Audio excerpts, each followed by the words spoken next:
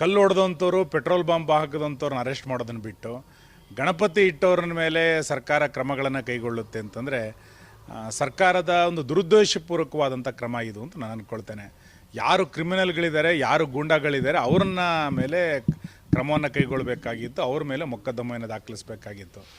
ಬದಲಾಗಿ ಸಮಿತಿಯವ್ರನ್ನ ಮೆರವಣಿಗೆಯಲ್ಲಿ ಹೋಗ್ತಾ ಇರೋರನ್ನ ಇವತ್ತು ಮೊಕದ್ದಮೆಯನ್ನು ದಾಖಲು ಮಾಡೋದನ್ನು ನೋಡಿದಾಗ ಕರ್ನಾಟಕದಲ್ಲಿ ಒಂದು ಪ್ರಜಾಪ್ರಭುತ್ವ ಸರ್ಕಾರ ಇದೆ ಅಂತ ಅನಿಸೋದಿಲ್ಲ.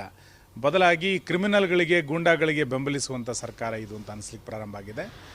ಇದರ ವಿರುದ್ಧ ದೊಡ್ಡ ಪ್ರಮಾಣದಲ್ಲಿ BJP ಮಂಡ್ಯದಲ್ಲಿ ಹೋರಾಟವನ್ನು ನಾವು ಮುಂದುವರಿಸ್ತೇವೆ. ಎಲ್ಲ ಗಣಪತಿ ಸೇವಾ ಸಮಿತಿಯವರಿಗೂ ಕೂಡ ನಾನು ವಿನಂತಿ ಮಾಡ್ತೇನೆ, ಸರ್ಕಾರದ ಈ ನಿಲುವನ್ನು ಇಡೀ ರಾಜ್ಯದ ಎಲ್ಲ ಸಮಿತಿಗಳು ಕೂಡ ಖಂಡಿಸಬೇಕು ಅಂತ ನಾನು ಅಂದ್ಕೊಳ್ತೇನೆ. ಹೆಂಗೆ ಸಣ್ಣ ಘಟನೆ ಆಗುತ್ತೆ? ಮೆರವಣಿಗೆ, ಗಣಪತಿ ಮೆರವಣಿಗೆ ಮೇಲೆ ಚಪ್ಪಲಿ ಹಾಕಿದ್ದನ್ನು ಸಣ್ಣ ಘಟನೆ ಅಂತ ಕರೀಲಿಕ್ಕಾಗತ್ತಾ? ಈ ರೀತಿ ಯಾವುದೋ ಮುಸಲ್ಮಾನರ